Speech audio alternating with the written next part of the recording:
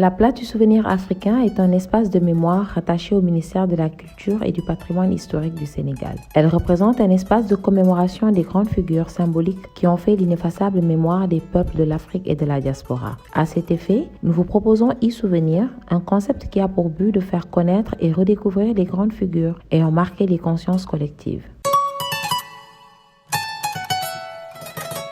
E-souvenir vous présente Cheikh Anta Diop, la culture et la mémoire de tout un peuple. Aujourd'hui, nous sommes dans un monde d'images. Les jeunes regardent les réseaux sociaux. Alors les mettre en e-souvenir parmi les grandes figures africaines, c'est vraiment lui rendre hommage, surtout cette année qui est le centenaire de sa naissance. C'est-à-dire il est né le 29 décembre 1923. Dans quelques mois, ce sera l'anniversaire de sa naissance.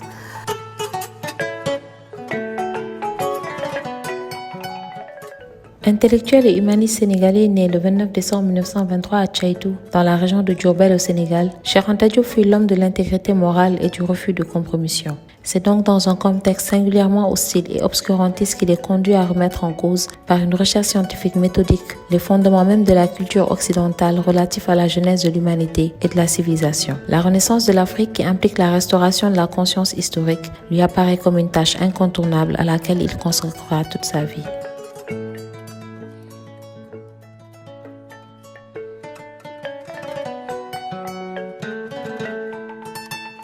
Cheikh Anta, je crois que tout le monde sait que c'est un savant.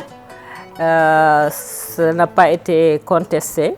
Ce n'est plus contesté, bien sûr, ça a été contesté parce qu'il a fallu toute une bataille aussi, n'est-ce pas? D'abord, comme vous avez si bien dit, il dit « armez-vous de la science jusqu'aux dents » parce qu'à compétence égale la vérité triomphe. Et justement, c'est ça qu'il a fait. Cheikh Anta est, comme vous avez dit aussi, multidimensionnel. Alors qu'il était exclu de tous les lycées du Sénégal parce qu'il contestait ses professeurs. Rappelons que la période où il était au lycée, c'était la période coloniale. Il a été affecté au lycée Van Vollenhoven, qui est l'actuel lycée Lamine Gueye. Mais il contestait ses professeurs. Il a été envoyé à Saint-Louis. Et là aussi, il contestait ses professeurs et ils l'ont ramené au lycée Van Vollenhoven. Et comme il persistait dans cette contestation de dire aux Blancs qui étaient là, aux professeurs Blancs qui étaient là, ce que vous racontez sur l'Afrique, ce n'est pas exact. On l'a exclu de tous les lycées du Sénégal. Et c'est grâce à des cours du soir auxquels sa maman l'avait inscrit qu'il a fait au mois de juin un bac en sciences parce qu'il se destinait à la science quand il est dans les études supérieures. Et au mois d'octobre, un bac en lettres. Et ce coup de génie-là qui lui a valu une bourse de la mairie, c'est du temps de Lamine Gueye, pour aller en France en 1946 pour poursuivre des études supérieures qu'il se prédestinait en aéronautique. Il voulait devenir ingénieur en aéronautique. Mais arrivé, il s'est confronté à lutter contre le racisme, à lutter pour la renaissance africaine. Et déjà en 1948, c'est-à-dire 2 ans après son arrivée en France, il a fait un article sur « À quand la renaissance africaine ?» N'est-ce pas? C'était l'anniversaire de l'abolition de l'esclavage en 1948, n'est-ce pas? Et il s'est investi aussitôt dans des organisations politiques telles que les étudiants du RDA, le Rassemblement démocratique africain, qui revendiquaient les indépendances africaines, n'est-ce pas? Il a eu, quand je dis qu'il s'est armé de la science jusqu'aux dents, là aussi il a fait un certificat en chimie générale, il a un certificat en chimie appliquée, il a fait un doctorat des recherches en linguistique, mais un doctorat en lettres, un doctorat en sciences. Pour tout dire, il a 9 diplômes. Et il a aussi produit une œuvre monumentale. Donc 9 ouvrages, dont le plus important, c'est justement celui-là, Nation nègre et culture, dont Césaire dira que c'est le livre le plus audacieux qu'un Africain aura écrit, dont Hassan Dia dira que ce livre équivaut à la Bible et au Coran, n'est-ce pas? Et il n'a jamais arrêté de lutter. pour la conscience historique africaine, parce qu'il a découvert, en fait, il dit, je suis tombé sur l'Égypte, je ne cherchais pas. Mais c'était tellement troublant, alors qu'on nous disait que nos ancêtres étaient les Gaulois, et on nous disait que les Africains sont sans âme, sans culture. Il découvre ce qui était un peu évident, que l'Afrique est le berceau de l'humanité, mais que toutes les sciences, aussi exactes qu'elles soient, n'est-ce pas, comme les mathématiques, la géométrie, etc., etc., la civilisation, les religions, n'est-ce pas, leur provenance, c'est l'Égypte antique, c'est-à-dire l'Égypte noire, donc l'Afrique. Et ça, c'était une bombe extraordinaire qu'il jetait sur le domaine académique, les connaissances académiques qui étaient bâties pendant des siècles, que l'Occident avait bâties pendant des siècles. Nous excluant de cette histoire, nous excluant de ce savoir, n'est-ce pas? Donc il a rétabli la vérité historique, comme il disait, et il a travaillé à la restauration de la conscience historique africaine. Quand l'UNESCO a fait appel à lui pour lui dire nous voulons réécrire l'histoire de l'Afrique, il a dit à une condition, c'est-à-dire moi je fais des thèses depuis des années, depuis 1954, et ces thèses sont contestées par certains de mes collègues scientifiques. Il faudrait organiser une rencontre avec ces savants-là, c'est-à-dire les égyptologues, pour confronter mes thèses, qu'elles soient confirmées ou infirmées. Et c'est là où l'UNESCO s'est engagé dans l'organisation de ce qu'on a appelé le colloque du Caire, qu'elle a préparé pendant 2 années. Et effectivement, comme dit le Cheikh Anta Is, professeur Do Nascimento, qui a écrit la pensée politique de Cheikh Anta Diop, il a rencontré la fine fleur de l'égyptologie. Mais d'après il était presque seul. C'est-à-dire qu'il n'était assisté que de son disciple Théophile Obenga, qui est aujourd'hui le grand porteur quand même de son héritage, qui est au Congo-Brazza, que j'ai rencontré d'ailleurs au mois de juin passé, l'année dernière, à cette époque-là, où j'étais allée pour une conférence internationale, n'est-ce pas? Et le rapport de l'UNESCO dit qu'il y a eu un déséquilibre. Bien que ce soit préparé pendant 2 ans, on a donné aux gens les documents et tout ça, il y a eu un déséquilibre entre ce que Cheikh Anta et le professeur Obenga présentaient et ce que les autres n'ont pas pu démentir. Donc, il fondait que l'Égypte, que l'Afrique est le berceau de l'humanité, c'était acquis, mais aussi que la parenté entre l'Égypte antique et l'Afrique noire, n'est-ce pas, et à partir des données linguistiques, des données anthropologiques, etc., etc. À partir de ce moment, c'était fondé, puisque l'UNESCO, qui est l'organisation de la science et de la culture internationale, avait fondé les thèses de Cheikh Anta Diop, et c'est là où elle a décidé de réécrire l'histoire de l'humanité, avec d'ailleurs les thèses qui sont aujourd'hui à la maison fondée par Iba Der Thiam, l'histoire générale du Sénégal. Et il y a tout un chapitre que Cheikh Anta a écrit lui-même. Ça, c'est juste pour parler de son savoir, de ses connaissances. Mais j'ai eu le privilège d'évoluer à ses côtés pendant 9 années, 3 mois et 3 jours, c'est-à-dire 3 jours avant son décès, et en tant que militant dans son parti et en tant que jeune chercheur en formation. Et partout où j'allais, les gens me disaient, parce que je réside au Canada, mais je voyage souvent dans le cadre des conférences et tout ça. Comme vous avez dit, je suis conférencière internationale aussi.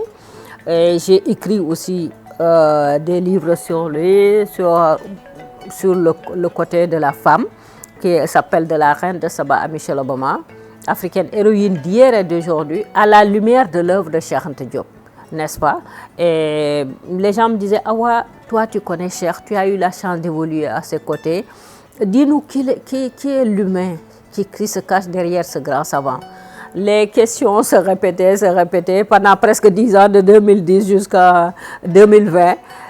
Quand on faisait des webinaires autour du livre de Do Nascimento, la pensée politique de Cheikh Anta Diop, là encore les demandes de parler de l'humain. Alors c'est là où j'ai décidé d'écrire, alors que je ne pensais pas que ce que j'ai vu de lui, ce que j'ai connu de lui ne méritait même pas un article, à plus forte raison un livre. Mais la persistance de ces demandes-là m'a conduit à écrire ce livre-là qui s'appelle Cheikh Anta Diop, l'humain derrière le savant. Et ce que j'expose, c'est les qualités humaines de Cheikh Anta Diop. Sa rigueur scientifique, on la connaît. Ses qualités de chercheur, mais le côté humain. Cheikh Anta, c'est quelqu'un que tout le monde connaît, ne serait-ce que de nom, même si on ne l'a jamais lu. Alors, c'est un aura international qui aurait dû, comme chez certains, lui monter à la tête, mais il est d'une simplicité déconcertante. Cheikh Anta, c'est l'humilité dans la grandeur. Aussi énorme que soit son nom, aussi grandiose que ce soit sa réputation, il est d'une grande simplicité. D'ailleurs, je raconte dans le livre là, comme notre première rencontre, où j'ai été invitée avec un ami à aller le saluer dans son laboratoire. Quand nous sommes sortis, nous étions des étudiants, donc Chimère Diaw qui avait une vieille taco à essayer d'allumer, parce qu'à chaque fois qu'une personne vient dans le bureau de Cheikh Anta Diop, il te raccompagne jusque dehors. Ça, c'est dans ces pratiques qui sont aussi dans les valeurs africaines, n'est-ce pas? Et quand Chimère a voulu allumer la voiture, ça n'allumait pas. Alors, il a dit à un monsieur qui était à côté, un garagiste, « Grand, maïma loho ». Et ce monsieur-là est arrivé. Et je me moquais de Chimère. À un moment donné, bon, il allume et puis finalement ça allume. Et je me retourne, qui je vois coup pousser, les mains bien plantées sur la voiture en train de pousser, c'était Cheikh Anta Diop. J'ai dit, Chimère, est-ce que c'est vraiment le grand savant que... Alors cette perception de simplicité dans la grandeur ne s'est jamais démentie, parce que je l'ai observée pendant près de 10 années, dans différentes conditions. Nous étions dans le cadre du Rassemblement national démocratique, dans les villages, à Tcheitou, au Sénégal oriental, dans la banlieue dakaroise, ici, relais, comme on disait, relais Roudo-Okam, dans des conférences de presse, etc., etc., à parler avec les militants, à parler avec les jeunes étudiants, donc dans différents contextes. Mais c'est toujours la même chose. C'est toujours la même attitude de simplicité, une accessibilité extraordinaire, n'est-ce pas? Et ce qui émerge aussi, c'est le caractère respectueux de Cheikh Anta Diop. Cheikh Anta est respectueux de tout le monde, à commencer par la paysannerie, dont il disait que ce sont les dépositaires de la sagesse africaine. À côté des femmes, également les femmes. Cheikh Anta, c'est quelqu'un qui respecte fondamentalement les femmes. D'abord du fait de son éducation. Il a été éduqué par quand même une femme qui a vécu des difficultés parce qu'il a perdu son mari dès qu'il est né et tout ça. Il l'a élevé seul, c'est son fils unique et tout ça. Donc la force de cette femme-là, il l'a presque hérité, n'est-ce pas? Il voit des femmes qui ont des problèmes mais qui restent dignes, qui restent debout, Sokhna Maguette Diop, n'est-ce pas? Que Cheikh Ibra Fall a repris comme épouse. Donc lui, il a grandi dans Kër gu mag, Kër Cheikh Amadou Bamba, n'est-ce pas? Et donc, d'un point de vue subjectif, il respecte les femmes. Mais aussi, à travers son œuvre, il voit que le respect de la femme, contrairement à ce que dit l'Occident sur nous, ça appartient dans nos us et cultures, n'est-ce pas? Et aussi bien, comme il disait, pas comme la courtisane, mais en tant que mère de famille, avec tout ce que ça veut dire, comme respect pour la mère. Il y a Cheikh Hamidou Kane qui habite juste derrière, qui dit que même les jeunes qui sont dans les pirogues, etc., quand on leur demande « Pourquoi tu fais ça? Pourquoi tu prends les pirogues alors que tu sais que tu peux mourir ?» Souvent, ils répondent « Dama bëgg dimbale sama yaay ». Donc, nous, les Africains, la mère est au cœur de nos respects, elle est magnifiée, etc., etc. Donc, c'est dans nos us et cultures, en tant que société matrilinéaire ou du matriarcat, comme le démontre Cheikh Anta Diop dans ses livres l'unité culturelle de l'Afrique noire ou l'Afrique noire précoloniale, qu'il avait commencé aussi dans Nation Nègre et Culture, etc., etc. Donc, il y a ce respect pour la femme-là. Il montrait que dans l'Afrique noire traditionnelle, les femmes avaient accès au pouvoir à travers une assemblée similaire, différente de celle des hommes, mais qui avait les mêmes prérogatives.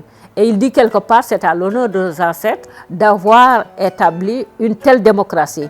Et ce serait important dans le cadre de la Renaissance africaine, qui a été vraiment de l'Afrique qui a été bafouée par la colonisation, par l'idéologie esclavagiste, etc., de restaurer cette position de la femme. Comme il dit, pour qu'on ne nous soupçonne pas de nous inventer une histoire glorieuse, il faut démontrer aussi. Alors moi, quand je suis partie de ces théories sur la femme, j'ai aussi exploré comme de Hatshepsut, de l'Égypte antique, avec des femmes comme Hatshepsut, comme la reine Candace qui a fait fuir Alexandre qui était à la conquête de l'Égypte, comme la reine de Saba à 9 siècles avant Jésus-Christ. Hatshepsut c'était 15 siècles avant Jésus-Christ. Mais l'Afrique noire précoloniale, vous avez parlé de la reine Anzinga, n'est-ce pas? La reine Diembot Mbodj, ici plus près de nous au Sénégal, etc. Jusqu'après, des femmes comme paix à son âme, comme Tamaro Touré, que j'appelle les héroïnes d'aujourd'hui. Donc, démontrer qu'effectivement, la femme, comme dit Cheikh Anta Diop, avait une position prépondérante dans l'Afrique traditionnelle. Et il parle du bicaméralisme. Il dit qu'il faudrait restaurer, dans la perspective de la Renaissance africaine, cette position privilégiée de la femme africaine et l'actualiser. Il dit que ce serait, par exemple, Ousseynou Bey qui a préfacé le livre. Mon livre dit quel féminisme dépasse la pensée de Cheikh Anta Diop, qui démontre scientifiquement la position de la femme hier et qui demande à la restaurer aujourd'hui et tout en la modernisant. Donc, Cheikh Anta, c'est un scientifique qui a fait le tour, n'est-ce pas? Et aussi, donc, je parle de son respect, mais de sa capacité du mougne, parce que je n'ai pas trouvé d'ailleurs un concept qui répond à ça, ni la patience, ni le stoïcisme peut-être qui approche de ça. Parce que ce qu'on ne sait pas de ce grand savant aussi, c'est la souffrance, les souffrances qu'il a vécues. Je vous ai parlé tout à l'heure qu'au Sénégal, on l'avait renvoyé de tous les lycées. Là-bas, avec son activisme aussi, à éduquer les jeunes africains, les conscientiser, l'éveil des consciences, la revendication des indépendances africaines, etc., la protection des étudiants africains. Quelquefois, on arrêtait les Africains, ils entraient dans la voiture de la police pour aller les défendre, les assister et les défendre, etc., Là aussi, on avait coupé sa bourse. C'est grâce à son cousin et ami, Gaïndé Fatma, qu'il a pu continuer, qu'il a soutenu de tout temps, qu'il a pu continuer ses études, n'est-ce pas? Il revient en tant que savant. En 1960, en plein âge, force de l'âge, il avait 37 ans, avec la seule perspective de former la jeunesse africaine. Je dis bien la jeunesse africaine parce que l'université de Dakar en ce moment-là, ce n'était pas une université sénégalaise.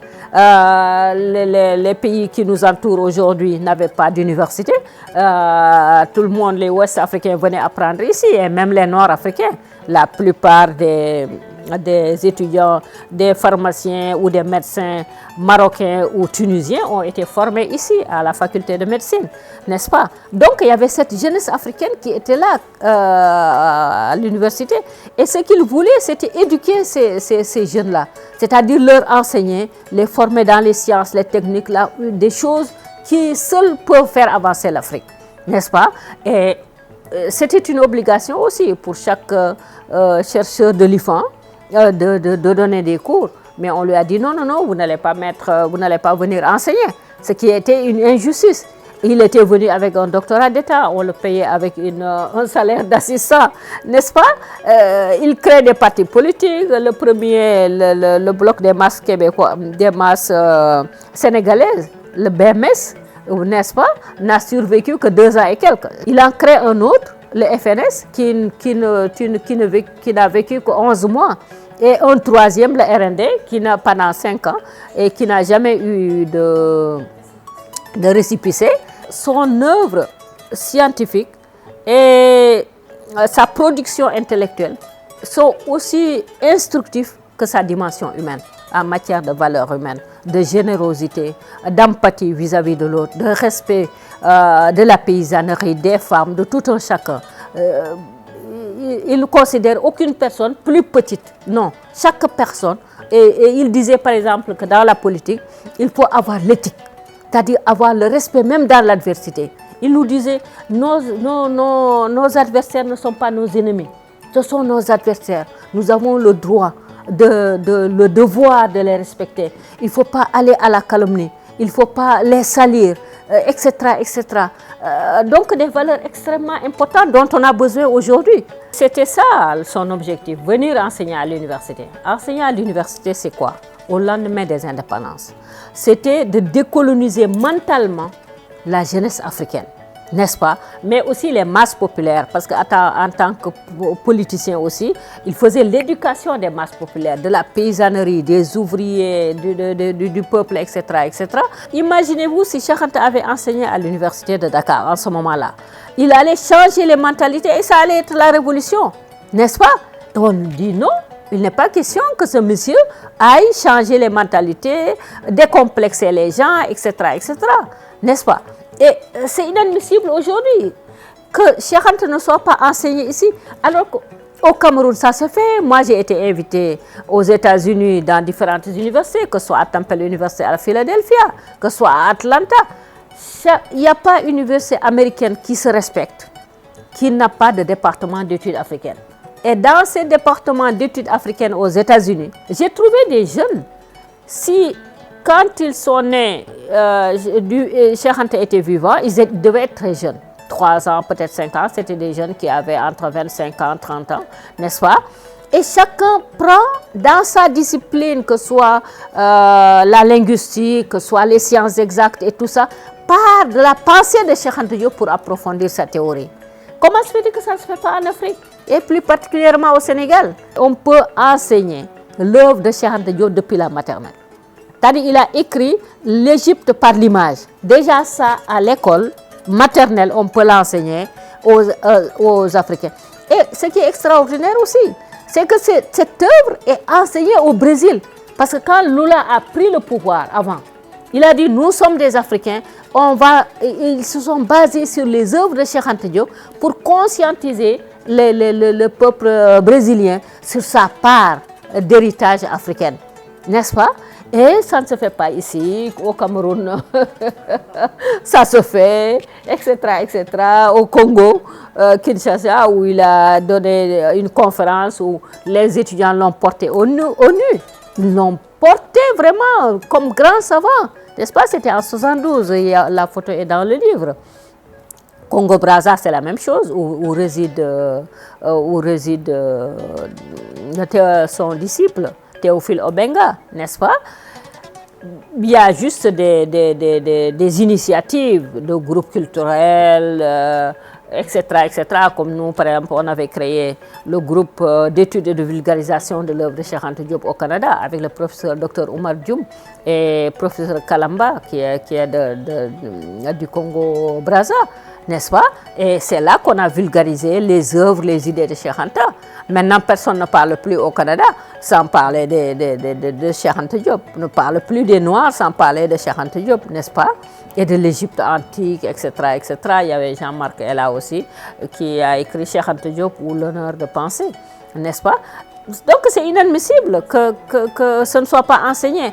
Enseigné, et je le dis, formellement, informellement. Et d'ailleurs, ce que dit le professeur Makhili Gassama, qui est un grand analyste littéraire, qui fut ministre de la Culture, il dit que mon livre là, Cheikh Anta, l'humain derrière le savant, doit être transformé en ouvrage didactique et enseigné depuis les lycées, dans les collèges, à l'université, mais aussi de façon informelle à travers les médias. Moi, j'appelle d'abord nos gouvernements à prendre leurs responsabilités.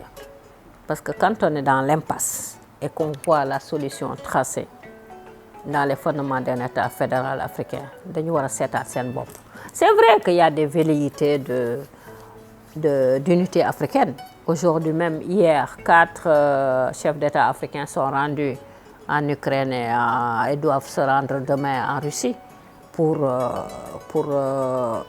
arrêter cette guerre-là, qui, aussi loin qu'elle soit, nous affecte quand même, n'est-ce pas? Et moi, j'en suis très content. Et aujourd'hui, ils vont en tant que continent pour négocier avec l'Ukraine et l'Union soviétique pour arrêter cette guerre qui est nuisible pour le monde entier.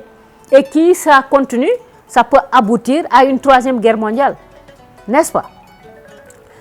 Et cette jeunesse-là, je dis que je la félicite avant tout, parce que je vois leur velléité d'unité africaine, leur velléité de développement, leur velléité de faire cesser le néocolonialisme, n'est-ce pas? Je ne ferai que leur répéter ce que Cheikh Anta leur a dit, et qu'il faut assez bien d'ailleurs. Armez-vous de la science. jàng leen xale yi dañ jàng dañ jàng xale yi dañu am jom. Donc les jeunes d'aujourd'hui, ils sont fondamentalement décomplexés. Ils aspirent, ils voient qu'ils tirent les leçons de notre situation depuis 60 ans. L'émergence des pays africains, l'unité africaine, etc., etc., et le développement de l'Afrique, qui ne doit plus s'agenouiller devant n'importe qui, mais c'est le monde qui doit s'agenouiller devant l'Afrique. Comme je dis, l'Afrique est le berceau de l'humanité et l'Afrique est le futur de l'humanité. De la même façon que l'Afrique a été l'origine de l'humanité, elle est le futur de l'humanité. Formez-vous, armez-vous de science jusqu'aux dents, c'est ce que j'ai dit à Obenga. À ce propos, il invite tous les chercheurs africains à s'armer de sciences jusqu'aux dents pour non seulement reconquérir leur histoire et leur patrimoine, mais aussi de les sauvegarder pour une contribution à la connaissance universelle. Par ailleurs, ce grand savant est un fervent défenseur de l'indépendance des pays africains et de la constitution d'un État fédéral en Afrique. Il lutta jusqu'en 1960 pour l'indépendance de l'Afrique et du Sénégal et contribua à la politisation de nombreux intellectuels africains en France. Sa production littéraire, dont l'incontournable Nation nègre et culture, a eu un impact éminent sur les mouvements des indépendances africaine, de la conscience noire et du panafricanisme. Cheikh Anta Diop décède le 7 février 1986 à Dakar. Toute sa contribution, son combat se résume à démontrer la centralité de l'Afrique comme terre de civilisation influente. Aujourd'hui, il reste une icône pour la jeunesse activiste en Afrique et au-delà. Ce programme vous a été proposé par la Place du Souvenir africain. Merci de nous avoir suivis. Rendez-vous très prochainement avec un nouveau portrait.